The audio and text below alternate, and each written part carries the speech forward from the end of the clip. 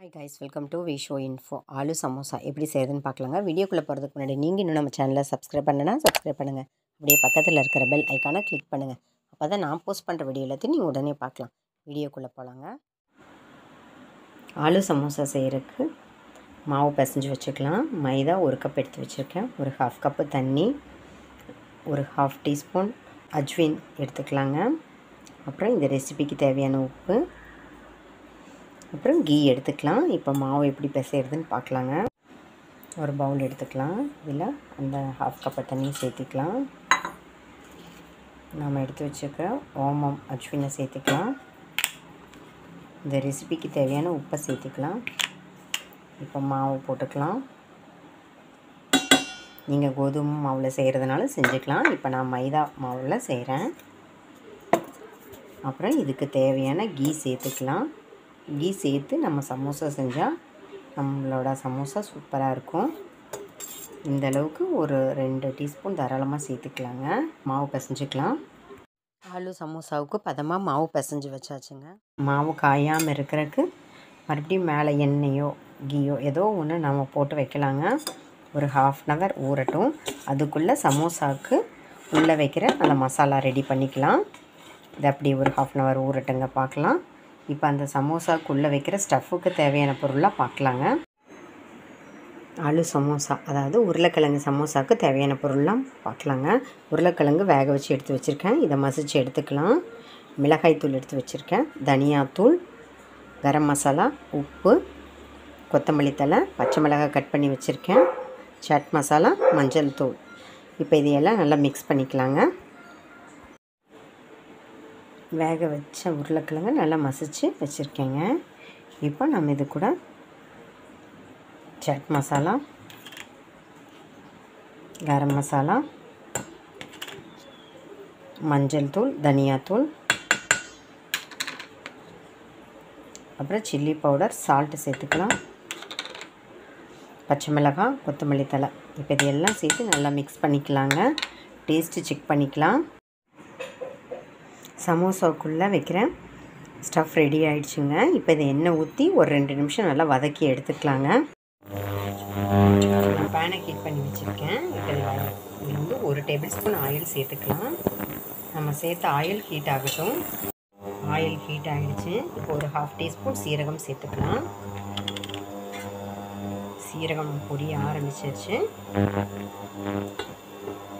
இது நல்லா பொரிஞ்சதுக்கப்புறம் நம்ம மிக்ஸ் பண்ணி வச்சுருக்கிற ஸ்டஃப்பை இதில் சேர்த்து 2 நிமிஷம் கிளறி எடுத்துக்கலாங்க. நல்லா பொரியுது. இப்போ மிக்ஸ் பண்ணி வச்சு ஸ்டஃப்பை சேர்த்து நல்லா கிளறிக்கலாம். ஆல்ரெடி நம்ம மசாலா உப்பு எல்லாம் போட்டு செக் பண்ணி டேஸ்ட்டு பார்த்துட்டோம். இந்த எண்ணெயில் சீரகத்தோட ஒரே ஒரு 2 நிமிஷம் மட்டும் மிக்ஸ் பண்ணிட்டால் போதுங்க. அவ்வளோதான். ரெடியான ஸ்டஃப்பை மறுபடியும் அதே பாத்திரத்துக்கு மாற்றி எடுத்துக்கலாங்க. ஆலு சமோசாவுக்கு நம்ம பிசைஞ்சு வச்ச மாவு ஒரு 1/2 அன் ஹவராக நல்லா ஊறிடுச்சு. இப்போ சமோசா செய்ய ரெடியாக இருக்குங்க.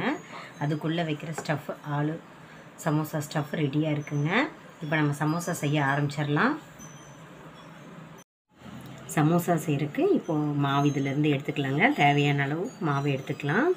எப்பவும் போல் இதை நல்லா விரித்து எடுத்துக்கலாங்க. நீங்கள் எப்பவும் சப்பாத்தி செய்ய எந்த மாதிரி மாவு தொட்டுக்குவீங்களோ அந்த மாதிரி தொட்டுக்கோங்க. இப்போ எப்பவும் போல் தேய்ச்சிக்கலாங்க. நல்லா ஓரளவுக்கு பெருசாகவே தேய்ச்சிக்கலாம். பெரிய சப்பாத்தி சைஸுக்கு தேய்ச்சிக்கலாம். ரொம்ப மெலிசாக தேய்ச்சிட வேணாம். ஓரளவுக்கு திக்காகவே தான் இருக்கணும். மாவு தொட்டுக்கலாம் தேவைப்படுறப்ப.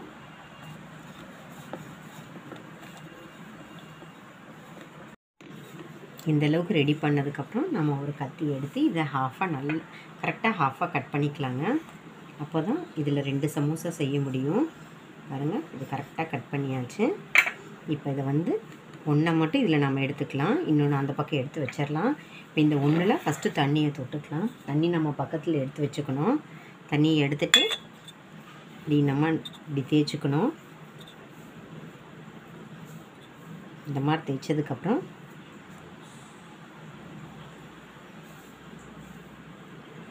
இப்படி ஜாயின் பண்ணி விட்டுறணும். இந்த மாதிரி ஜாயின் பண்ணதுக்கப்புறம் இது நல்லா நின்றுக்கும். இப்போ வந்து நம்ம ஸ்டஃப் ரெடி பண்ணி வச்சுருக்கோம்ல, அந்த ஸ்டஃப்பை இதில் உள்ளே போட போகிறோம். பாருங்கள், இப்போ நம்ம ரெடி பண்ணி வச்சுருக்கிற ஸ்டஃப் எந்த அளவுக்கு வைக்க முடியுமோ அந்த அளவுக்கு வச்சுக்கலாம். வச்சுட்டு க்ளோஸ் பண்ணிக்கலாம். பாருங்கள், உள்ளே நல்லா தண்ணி விட்டுட்டு இப்போ நம்ம மறுபடியும் இந்த தண்ணியை இதில் தேய்ச்சிக்கணும். தண்ணியை நம்ம இப்படி தேய்ச்சி வச்சுட்டு இப்படி ஜாயின் பண்ணால் நம்மளோட ஆலு சமோசா ரெடி ஆகிடும். இப்படி வந்து ஜாயின் பண்ணி விட்டுக்கலாம். பாருங்கள், இந்த மாதிரி ஜாயின் பண்ணியாச்சு. இந்த மாதிரி எல்லா சமோசா ரெடி பண்ணதுக்கப்புறம் நான் காமிக்கிறேங்க. ஆலு சமோசா சூப்பராக ரெடி பண்ணி வச்சாச்சுங்க. இப்போ இது எண்ணெயில் போட்டு பொரிச்சு எடுத்துடலாங்க. எண்ணெய் காஞ்சிருச்சு. இப்போ நம்ம ரெடி பண்ண வச்ச சமோசாவை ஒவ்வொன்றா போட்டு எடுத்துடலாங்க. நம்ம வச்சுருக்கிற எண்ணெய்க்கு தகுந்த மாதிரி போட்டு எடுத்துக்கலாம்.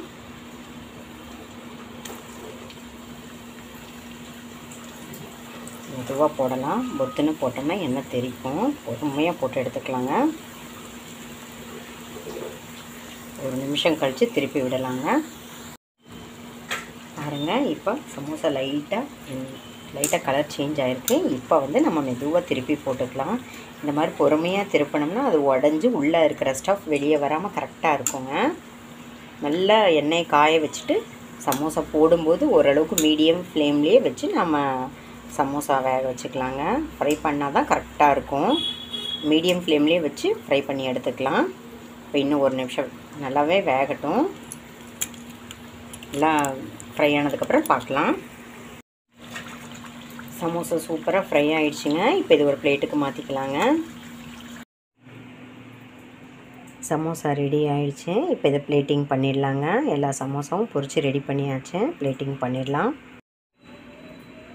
சமோசா ரெடி ஆகிடுச்சு. ஆலு சமோசா சூப்பராக இருக்குது. பாருங்கள், டேஸ்ட்டும் சூப்பராக இருக்கும். நீங்களும் ட்ரை பண்ணி பாருங்கள். இந்த மாதிரி க்ரீன் சட்னி, அப்புறம் ஒரு புளிப்பு சட்னி, அதாவது புளிப்பு சாஸ்ன்னு கூட சொல்லலாம். இந்த மாதிரி இதை தொட்டு சாப்பிட்டா சூப்பராக இருக்கும். வெறும் ஆலு சமோசா சாப்பிட்டாலே சூப்பராக இருக்கும். இது ரெண்டும் தொட்டு சாப்பிட்டோம்னா இன்னும் எக்ஸ்ட்ரா டேஸ்ட்டாக இருக்குங்க. ட்ரை பண்ணி பாருங்கள். இதே சமோசாவையே நம்ம வெஜிடபிள்ஸ் கூட சாப்பிடும்போது இன்னும் சூப்பராகவே இருக்கும். இந்த க்ரீன் சட்னி மேலே வச்சுட்டு கேரட்டு, பீட்ரூட்டு, ஆனியன் போட்டு சாப்பிட்டோம்னா இன்னும் செம்மையாக இருக்குங்க. ட்ரை பண்ணி பாருங்கள். என்னங்க, இந்த ரெசிபி உங்களுக்கு பிடிச்சிருந்தா லைக் பண்ணுங்கள், ஷேர் பண்ணுங்கள், கமெண்ட் பண்ணுங்கள். ஞாபகமாக சப்ஸ்கிரைப் பண்ணுங்கள். ஓகே, பாய்.